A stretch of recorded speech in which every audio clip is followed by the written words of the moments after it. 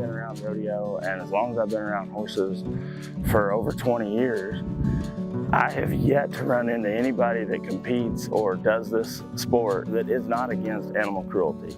I started out rodeoing as a kid, just like anybody else, I guess, and then when I was 20 years old, I decided to rodeo for a living. When we go to rodeos, they have rules for, how soon cattle have to be put back on water, or make sure they're fed right, and they check their temperature anymore to make sure something's not getting too hot. That way they can pull them off and make sure they're not competed on. In the timed events, they, give cattle a head start to give them a chance to beat you, and you're always taking a chance of getting something injured, no different than a high school kid playing basketball or football. We keep enough animals here to where cattle don't get more than 5 runs in a day, because if they get too much, I think you're being hard on them, and if you don't use them at all, they're not getting exercise. We have rules here on the team, and every kid has to read through them. It goes over what I'm going to check for every day. Every morning I go through our cattle pens, our horse barns.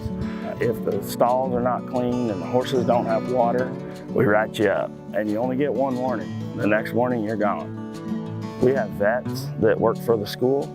They come in here once a week and check and see what I've been doing, check on all my paperwork on all the cattle. They write prescriptions to where we can have medicated feed. We keep all of our livestock that the school leases on a full trough with a float. And we clean that trough completely out once every 2 weeks and make sure it's got fresh water. All the cattle, we make sure there's hay out in front of them. I keep all the steers and the calves on protein blocks, 25% protein, 5% fat. And then the lightweight calves, I also keep mineral tubs out for them to help them just fight off any kind of antibiotics or diseases or sickness going through the air. Honestly, these animals become our best friends.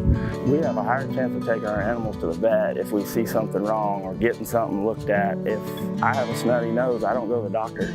But if I see a calf or a horse coughing or something, we tend to it right then. We truly love the animals that we use in these sports, and we truly care for them.